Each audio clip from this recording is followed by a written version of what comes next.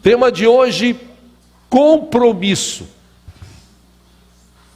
E é interessante que quando você fala essa palavra compromisso, só para elucidar as nossas mentes, segundo o dicionário, compromisso é um ato pelo qual pessoas se sujeitam a acatar decisão de terceiro. Torna-se uma obrigação. Compromisso é ligado com promessa, segundo o dicionário. Uma outra definição que o dicionário dá sobre compromisso é acordo. E quando você fala de compromisso, você lembra que você dá a sua palavra, você assume um compromisso. Eu estava conversando um dia desse com o irmão aqui da igreja, indo embora para casa, estava dando uma carona para ele. Ele é formado, recém-formado advogado, né? E a gente estava falando sobre essa questão de compromisso. Antigamente, eu me lembro, né, falavam isso na época do meu pai, antes do meu pai, do meu avô, que bastava para firmar um compromisso tirar um fio de bigode. Alguém já ouviu falar disso aqui? Obrigado, gente, não sou só eu. Que o irmão Antônio, então, com 152 anos, deve saber melhor do que eu que era isso, né? Brincadeira. Vai chegar lá, em nome de Jesus. Tá vendo? Agora eu vi por quem que o Alvanir puxou, né? E aí muita gente estava no culto lá, e o Alvanir lá batendo papo, conversando. Aí eu falei, Alvanir, dá licença que a gente está no culto ainda, né? Pode sentar, depois você fala, um barato, né? Enfim, quando a gente fala de compromisso, antigamente era isso. Eu conversava com esse irmão, e hoje, mesmo com contrato, mesmo com firma reconhecida, registro em cartório, ainda tem um monte de briga, né? Ele estava falando do escritório que ele trabalha, várias causas que tem lá, de litígio disso, daquilo, de discussão, gente que fez um contrato e agora não está cumprindo mais, enfim, a gente estava falando sobre isso. Como tem gente que assume compromisso da boca para fora, como diria minha mãe. Por exemplo, vou falar aqui rapidamente de casamento. Casamento, hoje em dia então, casamento é um negócio assim que está se tornando algo fantástico, né?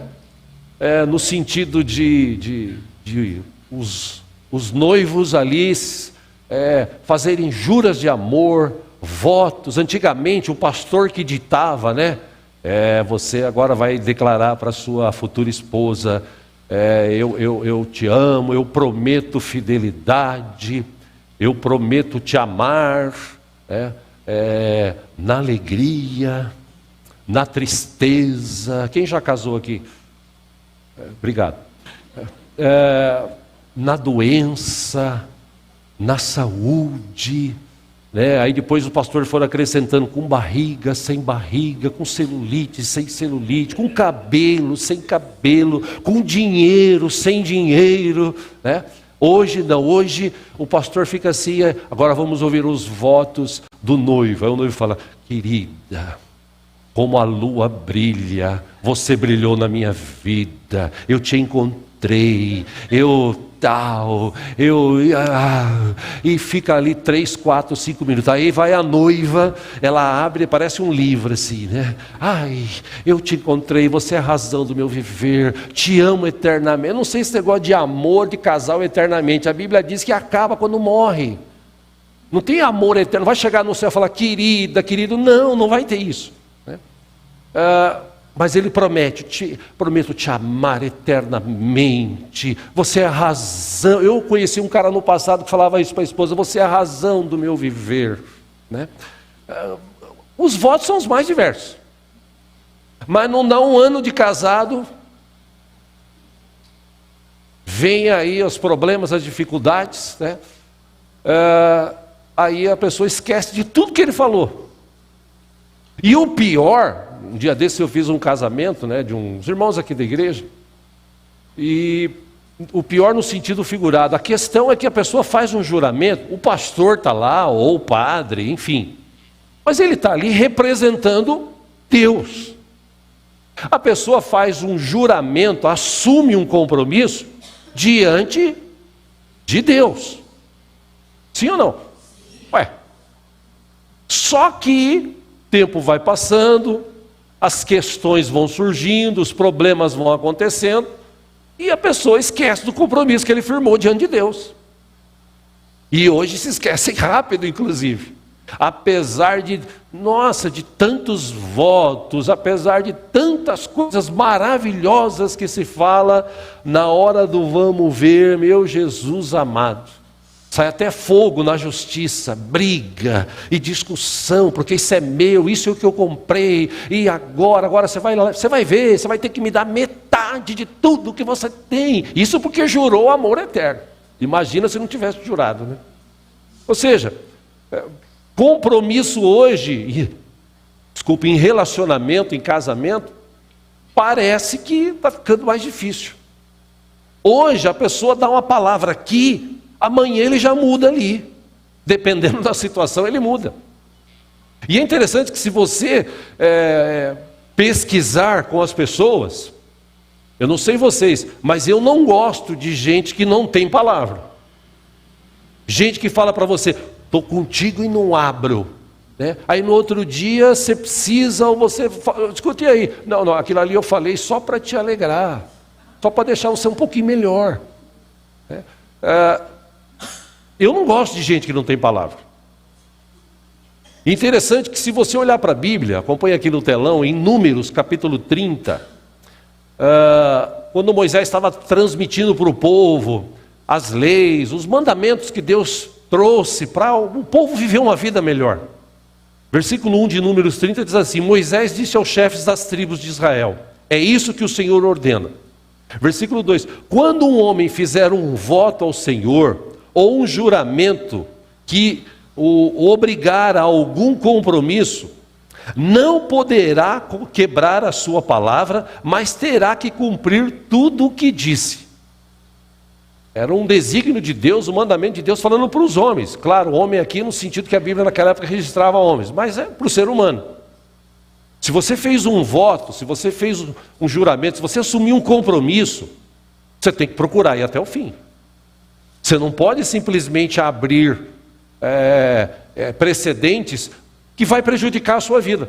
Se você olhar hoje para o mercado, por exemplo, mercado de grandes empresas, existem grandes empresas hoje, eu não sei você, né, é uma relação que eu não entendi até hoje das empresas de telefonia com os clientes.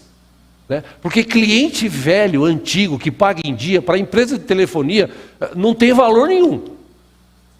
Eu não sei você, eu recebo direto ligações de empresas de telefonia oferecendo algo mais barato do que eu tenho hoje.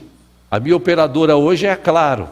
E a própria Claro me manda aquelas gravações do seguinte, e o cliente velho, eles não oferecem nada. Dá vontade de cancelar e entrar de novo, para pegar um plano melhor.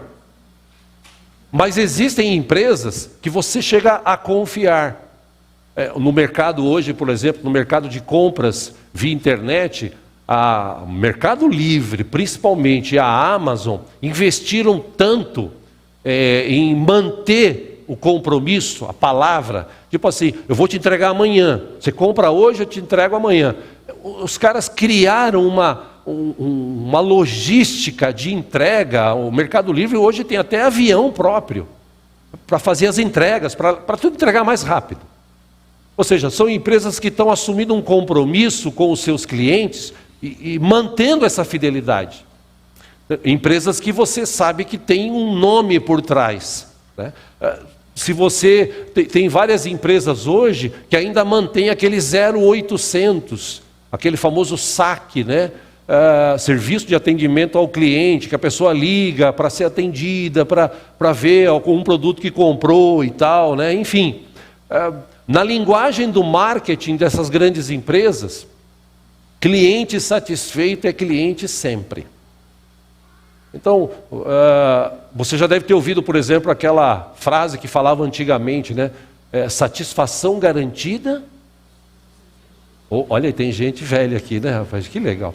Ou seu dinheiro de volta, né? Só que em nossos dias, hoje, aliás, eu vou até te dar uma dica aqui, né? Eu aprendi isso anos atrás. Você, às vezes, está no Instagram, às vezes você está no YouTube, essas redes sociais, de Facebook, aí aparece uma propaganda lá. 4 calças de sarja, corte normal, por R$ 95,90. Você fala assim, uau, eu vou comprar. Aí, antes quando eu vejo esses anúncios, porque, como minha mãe dizia, quando a esmola é muita, o santo desconfia, né? Uma calça dessa custa 130, 140, 150 reais. O cara vende 4 por R$ 95,90. Pô, pera um pouquinho. Eu vou lá naquele site Reclame Aqui. Aí eu pego o nome da empresa que está oferecendo e coloco lá. Aí, pasme você chega lá, está escrito assim, eu comprei dessa empresa e até agora não recebi. Aí o outro está assim, eu comprei dessa empresa e não consigo falar lá. Eu comprei dessa empresa, mandei um e-mail e eles não me respondem. Golpista. Que muita gente, infelizmente, esses caras não têm palavra. Para eles querem enganar mesmo. Eles querem, me permita, por favor, essa expressão, que se dane o cliente. Ele quer ganhar dinheiro. Mas ainda existem empresas que mantêm o compromisso, fidelidade, para ter sempre o cliente ali satisfeito. Não vou falar de política, porque a política perdeu a credibilidade total, né? O político fala hoje aqui, já era, né? Jogadores de futebol que perderam, né, aquele amor, aquele compromisso com o clube que o formou, muitos desses jogadores se esquecem. Funcionários que perderam aquele compromisso com empresas onde trabalham, enfim, podia ficar falando aqui sobre várias questões. O que eu quero te trazer nessa manhã sobre compromisso é que nós, como cristãos, tem cristão aqui, discípulo de Jesus? Amém. Nós, como cristãos, um dia lá atrás, nós assumimos um compromisso. Sim ou não? Assumimos um compromisso. Que compromisso foi esse? De amá-lo sobre todas as coisas. De segui-lo, seja o que for, eu vou continuar seguindo a Jesus. De servir a Ele. De viver uma vida digna em relação ao que a Bíblia ensina. Você quer saber o que Deus pensa e quer de mim e de você? É só você ler a Bíblia, a vida de Jesus. Jesus, ele foi o protótipo de Deus. Para mim e para a tua vida, Jesus é o protótipo. Tudo que Deus quer ver em mim e você, Jesus representou isso enquanto homem aqui na terra. E essa questão de compromisso, hoje, quando você fala de compromisso, gente, é um assunto aqui que se eu fosse falar vai longe. Os jovens hoje não querem mais ter compromisso. Hoje em dia, casamento, como eu falei há pouco, casamento é contrato. O cara faz um contrato de 1 ano, de 5 anos, deu certo, deu, não deu, tchau, Deus abençoe. O jovem hoje não quer compromisso nem de viver juntos. É uma tendência do mundo hoje, na Europa, nos Estados Unidos e no Brasil, inclusive. Os jovens, aqueles que têm um pouco mais de condição, por isso que tem um monte de prédios hoje em dia, em São Paulo aqui, prédio é o que mais tem, né? Lá perto da minha casa, inclusive, eu construindo 6, que parece Pombal, né? Aqueles prédios que tem um apartamento de 35 metros quadrados. Para uma pessoa, maravilhoso. Então o cara compra um desse, a menina compra o outro. Aí eles nem dormir junto querem mais, porque não querem compromisso, querem viver a vida. Quer ter momentos de relacionamento sexual e tal, mas não querem assumir um compromisso de casar, de manter uma vida digna diante da sociedade, inclusive.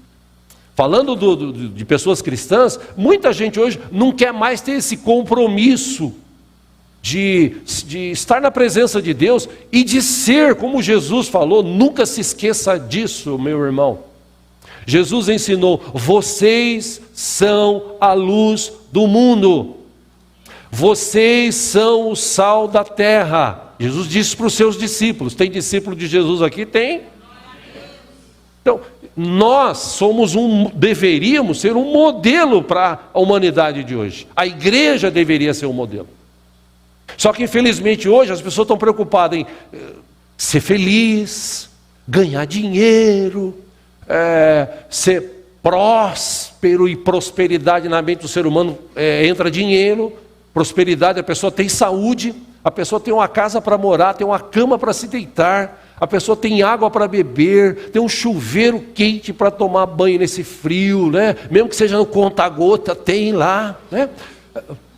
E a pessoa ainda não quer assumir um compromisso diante de Deus, de ser alguém diferente, que mostra para as pessoas lá fora, né, que existe um Deus vivo e poderoso que muda vidas, inclusive mudou a minha, e eu quero que Deus mude a tua também. Mas para isso acontecer precisa ter compromisso, e a maioria das pessoas não querem ter compromisso hoje.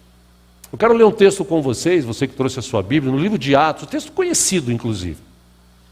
O início, o princípio da igreja aqui, de Cristo Jesus. Livro de Atos, no capítulo 2. Vamos ler juntos aqui.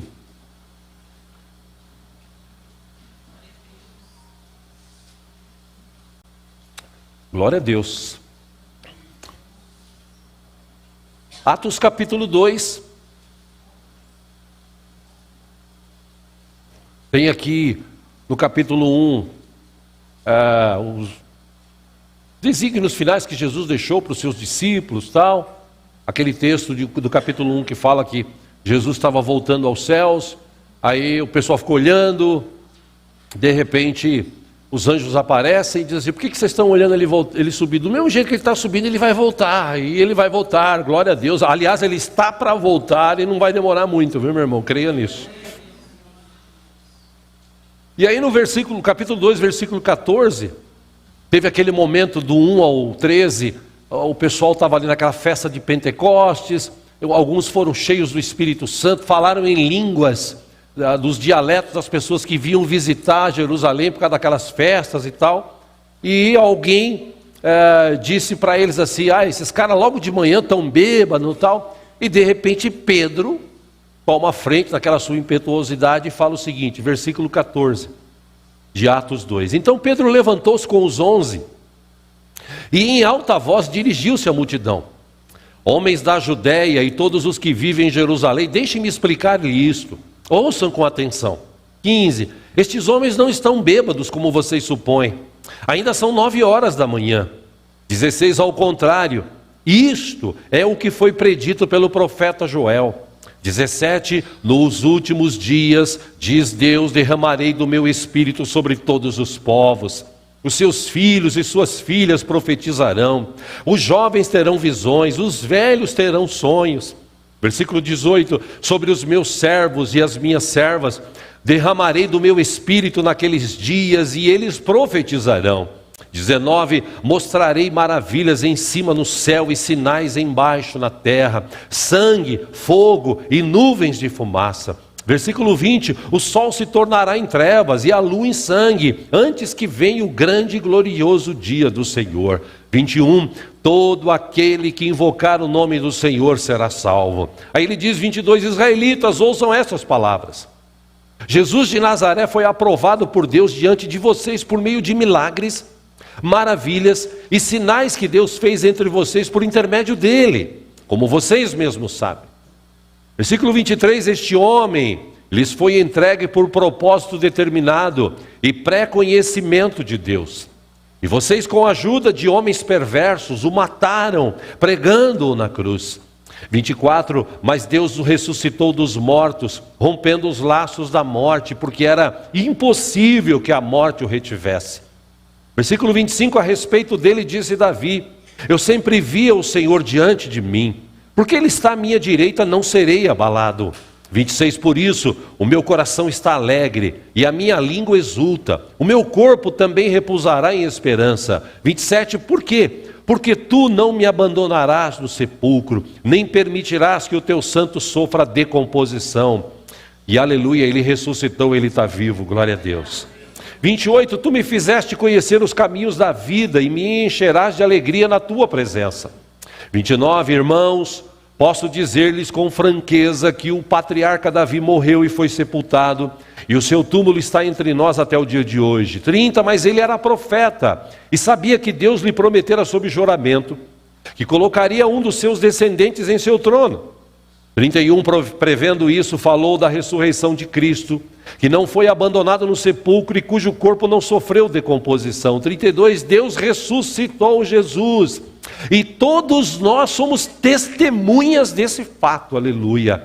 33, exaltado à direita de Deus, ele recebeu do Pai o Espírito Santo prometido e derramou o que vocês agora veem e ouvem. Tipo assim, os caras não estão bêbados, os caras estão cheios do Espírito Santo. 34, pois Davi não subiu aos céus, mas ele mesmo declarou: o Senhor disse ao meu Senhor, senta-te à minha direita, até que eu ponha os teus inimigos como estrado para os teus pés. 36, portanto, que todo Israel fique certo disto: este Jesus, a quem vocês crucificaram, Deus o fez Senhor e Cristo. 37, quando ouviram isso, ficaram aflitos em seu coração e perguntaram a Pedro e aos apóstolos: irmãos, o que faremos? 38, Pedro respondeu: arrependam-se e cada um de vocês seja batizado em nome de Jesus Cristo para perdão dos seus pecados, e receberão o dom do Espírito Santo. 39, pois a promessa é para vocês, para os seus filhos e para todos os que estão longe, para todos quantos o Senhor, o nosso Deus, chamar. 40, com muitas outras palavras os advertia e insistia com eles: salvem-se desta geração corrompida. 41, os que aceitaram a mensagem foram batizados, e naquele dia houve um acréscimo de cerca de 3.000 pessoas, glória a Deus. 42, eles se dedicavam ao ensino dos apóstolos e à comunhão, ao partir do pão e às orações, eles se dedicavam. 43, todos estavam cheios de temor, e muitas maravilhas e sinais eram feitos pelos apóstolos.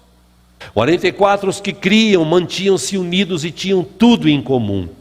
45, vendendo suas propriedades e bens, distribuíam a cada um conforme a sua necessidade.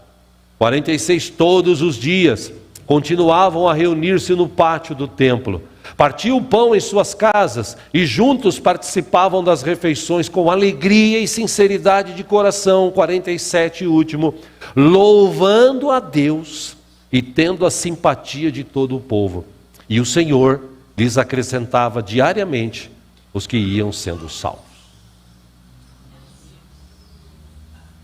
Falando sobre o Evangelho de Cristo, eu vejo aqui pessoas que, quando ouviram falar de tudo que Jesus representava e fez para eles, essas pessoas tomaram uma decisão. Eles se arrependeram. Chegaram os apóstolos e falaram assim: poxa, nós somos culpados mesmo. O que a gente tem que fazer? Vocês precisam se arrepender, vocês precisam ser batizados. Uma vez que vocês se arrependem e sejam batizados, vocês serão cheios do Espírito Santo. Deus vai passar a habitar na vida de vocês. É mesmo? É. Estou aqui, quero receber Jesus. Quero assumir um compromisso aqui. A partir de hoje a minha vida é de Jesus.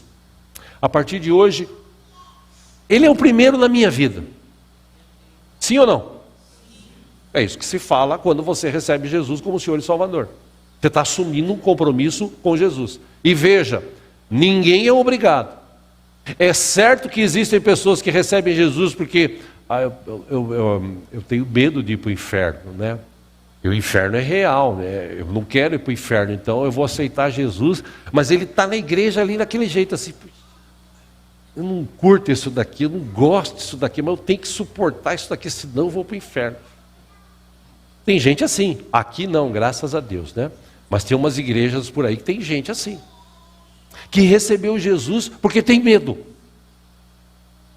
Quando você recebe Jesus, você entende, você está assumindo um compromisso. E olha que ele não obrigou ninguém, né? Ele deixou claro. Um dos textos mais clássicos da Bíblia está dizendo assim: se você quiser vir após Sim ou não? Você não é obrigado. Tem uma condição. Se você quiser vir após mim. É uma condição. O se é uma condição. Se você quiser. Se você não quiser, não tem problema. Agora, se você quiser vir após mim, você tem que tomar algumas atitudes. Primeiro, negar-se a si mesmo. Negar a sua vida. Ah, mas e... Você tem que negar. Agora a sua vida pertence a Jesus. É óbvio que Ele não vai exigir de você largar tudo, virar monge, ir lá para o monte e ficar lá. Não vai exigir isso. Mas algumas coisas da Bíblia existem como ensinamento para a gente. Você tem que negar Jesus, negar a sua vida, negar a si mesmo. Tomar a sua cruz, né? Que alguns inclusive acham, algumas mulheres acham que a cruz é o marido, alguns maridos acham que a cruz é a mulher, né? Não é essa cruz, tá, meu irmão? É outra, tá? Enfim. E por último, segui-lo. Negar-se a si mesmo, tomar a sua cruz e seguir. Se você quiser vir após mim, Jesus disse. Então, você não é obrigado. Ninguém foi obrigado. Ninguém um dia colocou um revólver na sua cabeça e falou assim: aceita Jesus, senão você vai morrer, né? Nós conhecemos um irmão aqui, ele é de uma outra igreja hoje, né? Eu nem sei se me permita, viu, Felipe, falar de você aqui, né? Que ele conhece, é uma pessoa que a gente conhece, que ele fazia academia, na mesa trabalhava, ele fazia academia onde esse irmão trabalhava, né? E esse irmão era parecia aquele cara assim, né? E ele, algumas vezes ele chegava perto e falava assim, tipo, você precisa aceitar Jesus, viu? Eu imagino ele falando, né? A pessoa, claro, o que eu tenho que fazer? Você tem que aceitar Jesus, declara aí. Claro, o que eu tenho que declarar? Não foi assim com você não, né, Felipe? Pois é. Ele era meio assim, meio xiita mesmo, né? A verdade é que a gente assume um compromisso, a gente faz um voto, a gente toma uma decisão, sem pensar muitas vezes. Às vezes você toma decisões na sua vida, compromissos que você assume, você toma decisões e depois você não pensa e lá na frente você se arrepende. Haja visto, meus irmãos, o número de pessoas que estão se afastando do Evangelho de Cristo hoje. Eu fico feliz quando eu vejo vídeos na internet, dia desses eu vi, nos Estados Unidos, jovens lá andando pelas ruas, cantando, tocando violão, pessoas se convertendo. Vi vídeos de pessoas lá na Europa, na Inglaterra, que é um país morto, espiritualmente falando, né? Os jovens lá se reunindo, orando, gente sendo batizada com o Espírito. Eu acho maravilhoso isso. Mas infelizmente ainda muita gente está saindo da presença de Deus. Porque um dia não parou para pensar no compromisso que assumiu. E eu repito, você não é obrigado a fazer nenhum tipo de compromisso diante de Deus. E aqui a gente não obriga ninguém a nada. Já falei aqui. Aqui você não é obrigado a dar dízimo, você não é obrigado a dar oferta, você não é obrigado a vir no culto, você vê se você quiser. Agora, você deve saber das suas necessidades. Você deve saber dos compromissos que você assumiu diante de Deus. E a Bíblia, acompanha aqui no telão, Eclesiastes capítulo 5, versículo 5, diz assim: é melhor não fazer voto do que fazer e não cumprir. Não permita que a sua boca o faça pecar. Salomão ainda disse: e não diga ao mensageiro de Deus: o meu voto foi engano. Por que irritar a Deus com o que você diz e deixá-lo destruir o que você realizou? Por que fazer isso? Então, você não precisa, você não é obrigado a votar, você não é obrigado a assumir compromisso. Mas uma vez que você assumiu um compromisso diante de Deus, amém? Amém? Posso ouvir um amém? Amém. Se você assumiu um compromisso, você precisa cumprir com esse compromisso. E eu não sei se você sabia, como eu falei há pouco, uma das coisas que Jesus ensinou, ele disse: vocês são a luz do mundo. Vocês são o sal da terra. Então, não era para viver, os crentes viver em contenda, briga, discórdia, a minha igreja é melhor, a minha igreja é pior, aquele pastor prega mais, o outro prega menos. Não era para viver assim. Eu tenho um ódio daquele irmão. Nossa, eu não posso ver aquele irmão que eu já fico nervoso, sabe? Tenho vontade de dar um soco na cara. Porque aquele irmão, vou te falar, o bicho é falso. Aquela irmã então, mulher linguaruda, meu Deus do céu. Não era para a gente viver assim. Era para a gente viver, como diz a Bíblia, numa só fé, num só amor, num só batismo, num só Espírito. Não era para a gente viver em contenda, ao contrário, é para a gente viver unidos, juntos, para que as pessoas, como o livro de Atos que nós lemos aqui, a igreja de Atos. A igreja de Atos, eles entenderam tanto esse compromisso, porque o que os discípulos, os apóstolos então ensinavam, eles disseram o seguinte, é interessante isso, eles perseveravam na doutrina dos apóstolos. Podia falar isso, eles perseveravam na doutrina de Jesus, ou na doutrina bíblica. Não, está dizendo que eles perseveravam na doutrina dos apóstolos. Por quê? Porque realmente o que os apóstolos ensinavam era a escrita, a palavra escrita de Deus, o que Deus realmente queria que eles soubessem. E eles se uniam, e a igreja crescia. A igreja cresceu tanto que ela começou a ser perseguida.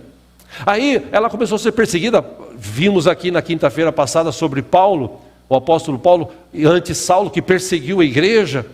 Ele começou a perseguir a igreja, e o que aconteceu? Se você ler o texto, você fala assim, ué, como é que pode? A igreja, em vez de diminuir, a igreja crescia.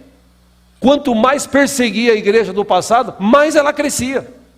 O povo se dispersava, já não se reuniam mais como a gente está se reunindo aqui hoje, só às vezes escondido, mas mesmo na sua casa, mesmo no seu trabalho, as pessoas falavam de Jesus, as pessoas mostravam Jesus. Quem olhou um dia para aquele cara que era judeu, religioso, e agora ele está transformado, sorriso nos lábios, está trabalhando, está se esforçando, mas ele tem uma nova vida agora, e essa nova vida estava bem expressa naquilo que eles mostravam para as pessoas. E as pessoas se convertiam. O texto diz que Deus acrescentava aqueles que haveriam de ser salvos todos os dias nos cultos, na igreja. A igreja crescia. A igreja foi feita para crescer. A igreja não foi feita para ficar estabilizada e ficar ali, um brigando com o outro, um em cima do outro. Não, a igreja foi feita para mostrar que nós temos um compromisso. Que compromisso é esse? Com Deus. Eu assumi um compromisso um dia. Jesus falou, ame o seu Deus de todo o seu coração, de toda a tua alma, de todo o teu entendimento. Amém, irmãos? É isso que está escrito na Bíblia? Então eu tenho que amar. Ah, mas eu sou obrigado? Não!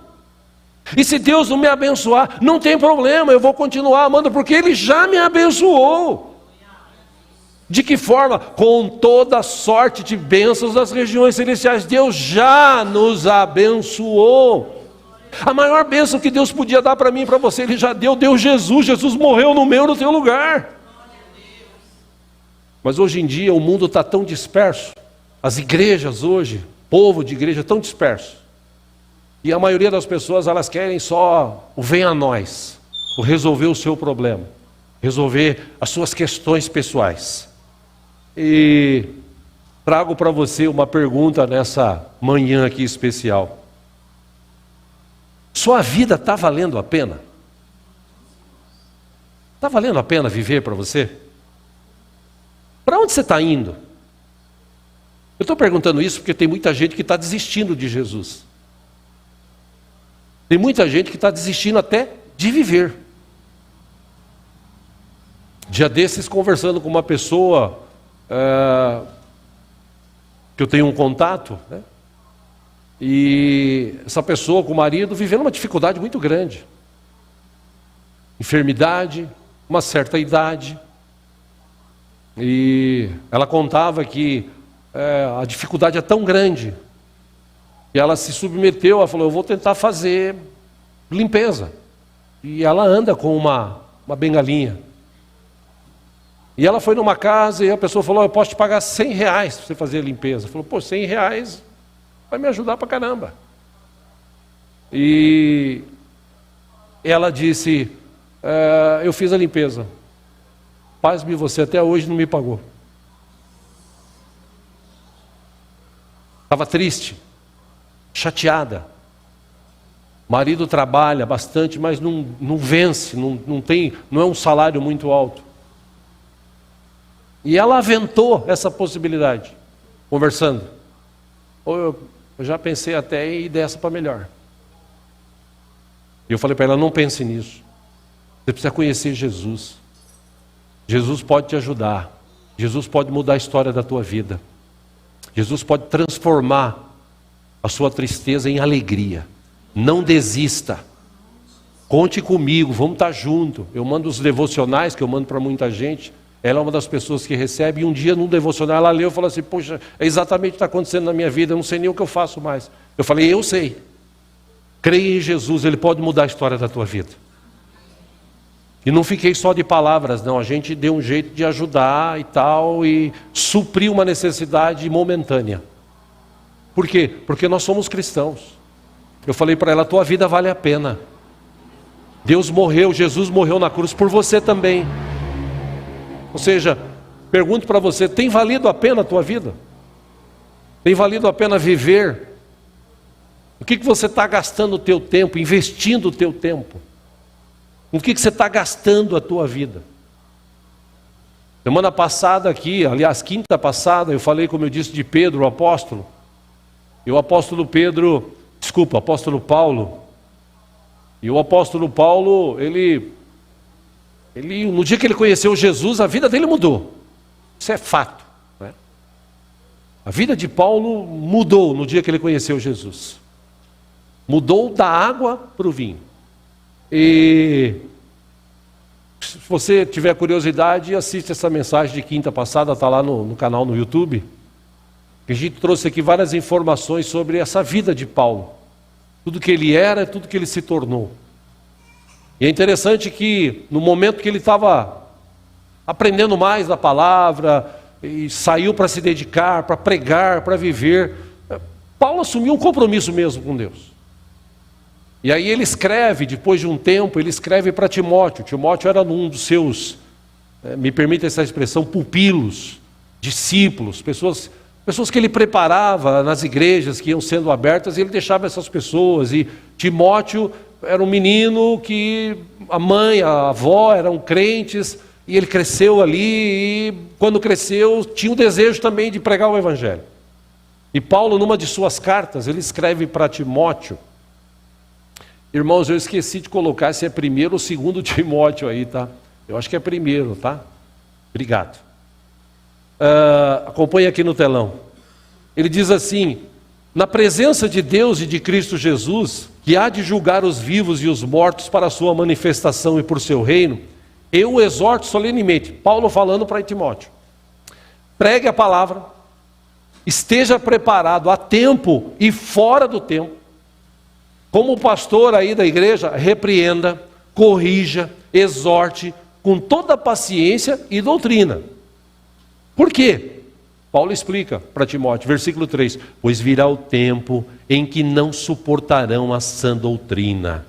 Ao contrário, sentindo coceira nos ouvidos, segundo os seus próprios desejos, juntarão mestres para si mesmos. Existe alguma coisa semelhante que você lembra aí que tem no mundo de hoje em relação a isso? Vou te ajudar. Existe igreja hoje para homossexual, lésbica, e esse pessoal está se reunindo, por quê? Eles juntaram mestres que são que nem eles e entendem do jeito deles, que aquela vida que eles estão vivendo é comum diante de Deus. E não é, porque a Bíblia diz o contrário. Enfim, Paulo está aconselhando Timóteo: cuidado, porque vai acontecer isso. Versículo 4: eles se recusarão a dar ouvidos à verdade, voltando-se para os mitos. 5, ele fala para Timóteo: você, porém, seja sóbrio em tudo, suporte os sofrimentos, faça a obra de um evangelista, cumpra plenamente o seu ministério. Amém? Amém ou ai? Meu irmão, você pode dar uma palavra de fé para a pessoa que está do seu lado? Escolhe uma pessoa do lado esquerdo ou direito. Você vai citar esse versículo. Diga para ele assim: você, porém... Beleza? Seja sóbrio, suporte os sofrimentos, faça a obra de um evangelista e cumpra plenamente o seu ministério.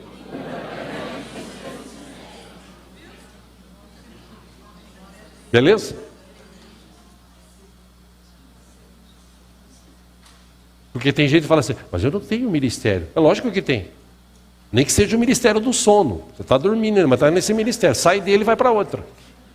Né? Tem gente que está no ministério da preguiça. Né? Tem gente que parece caramujo. No frio ele vai para dentro do casulo e fica lá. Não saiu para nada. Mas nem na igreja. Principalmente igreja. Enfim.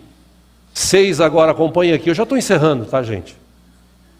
Paulo diz assim, eu já estou sendo derramado como uma oferta de bebida. Ele sabia que logo, logo ele ia ser morto. Ele iria morrer. Está próximo o tempo da minha partida. Versículo 7, ele fala assim, combati o bom combate. Terminei a corrida, guardei a fé.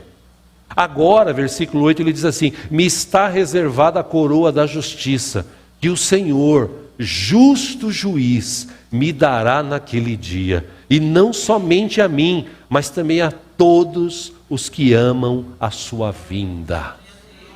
E eu amo e espero a vinda do Senhor. Eu estou te trazendo esse assunto hoje, meu irmão, de compromisso, porque tem muita gente deixando os seus compromissos. Tem muita gente abrindo mão dos seus ministérios, dos seus talentos, dos seus dons. Infelizmente, muita gente hoje está desistindo de servir a Deus. E como eu disse aqui, ninguém é obrigado a nada nessa igreja. Mas um dia você e eu assumimos um compromisso diante do Senhor. O apóstolo Paulo, ele não entendia a morte dele como uma tragédia. Ao contrário. Falou assim, eu estou bem. E o Timóteo? Segue firme aí, continua pregando o evangelho e bola para frente. Porque a minha hora está chegando. E, meu amigo, eu não estou nem preocupado, porque de jeito que for minha morte for, o importante é que depois eu vou entrar na presença de Cristo e viver a eternidade com Ele. Então, meu irmão, minha irmã, não desista do compromisso que você assumiu diante de Deus. No mundo de hoje tem muita gente fraca espiritualmente, pensando em desistir. E há um prêmio na Bíblia para quem for fiel até o fim. Jesus disse, ser fiel até o fim, e dar-te-ei a coroa da vida, da vitória. Como na parábola dos talentos, eu quero devolver mais para Deus do que aquilo que eu comecei. Ontem lá o pastor Lindou estava falando, pastor, o irmão lá também falou, o senhor toca todos os instrumentos? Eu falei, todos não, só falta eu aprender teclado. O que eu mais quero na minha vida é aprender teclado, é o único que eu não toco. Só sei fazer umas notas, mas ainda vou aprender.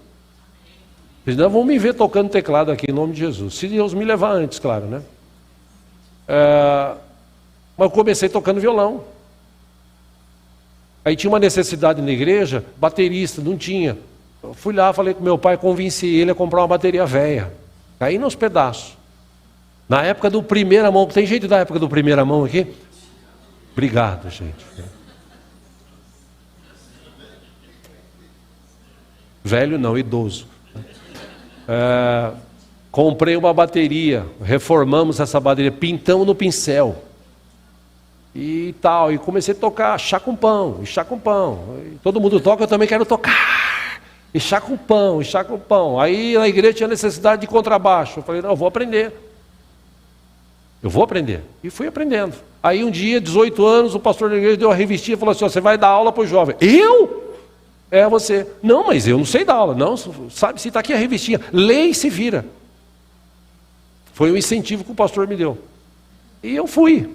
E meti as caras. Um dia eu fui pregar num lugar. E pregar não, eu fui como, não sei se eu já falei isso aqui, né? Presidente da mocidade. Eu era presidente da mocidade da igreja.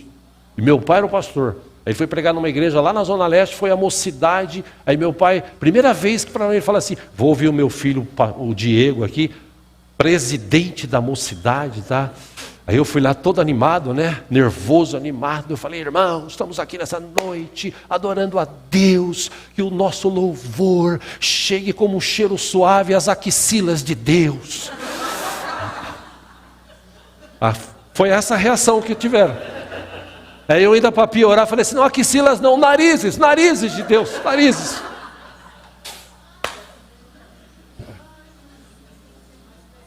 Mas hoje eu estou aqui pregando para você. A parábola que Jesus falou dos talentos, Mateus 25:14, está aqui no telão. E também será como o homem que ao sair de viagem chamou seus servos e confiou-lhe os seus bens. A um deu 5 talentos, a outro 2 e a outro 1. A cada um de acordo com a sua capacidade. Em seguida partiu de viagem. O que havia recebido 5 talentos, saiu imediatamente, aplicou-os e ganhou mais 5. 17, também o que tinha 2 talentos ganhou mais 2. Mas o que tinha recebido 1 talento saiu, cavou um buraco no chão e escondeu o seu dinheiro do seu senhor. Depois de muito tempo, o senhor daqueles servos voltou e acertou contas com eles. O que tinha recebido 5 talentos trouxe os outros 5 e disse, o senhor me confiou 5 talentos, veja, eu ganhei mais 5. O senhor respondeu, muito bem, servo bom e fiel. Você foi fiel no pouco, eu o porei sobre o muito. Venha e participe da alegria do seu Senhor. Eu espero, tudo bem que a minha salvação não é pelo que eu faço, é pela graça de Deus. Mas eu espero chegar nos céus um dia e receber essa palavra. Você foi fiel no pouco, eu coloquei você no muito. Venha e participe da alegria do seu Senhor. Então eu quero continuar crescendo, quero continuar aprendendo. Então, meu irmão, quando você descobre o porquê da sua vida, Deus te mostra como chegar lá. Nossa vida, eu falei quinta-feira aqui, já falei domingo retrasado, nossa vida é feita de pequenas decisões. Pequenas e grandes, você decide. Infelizmente tem gente hoje tomando a decisão de eu não quero mais compromisso, eu vou para a igreja, mas eu quero ficar sentado lá. Não é só aqui, em outras igrejas aumentou o número de pessoas que chegam no meio do culto, tá? O culto começou, a pessoa chega no meio do culto, no meio do louvor, tal. Enfim, aí a questão pessoal, eu já falei sobre isso aqui. Mas infelizmente, muita gente hoje está deixando o compromisso que assumiu com Deus de lado. Gente que Deus capacitou, tirou do lamaçal do pecado, purificou, colocou no lugar de honra, porque esse lugar que a gente está aqui hoje é um lugar de honra, irmãos.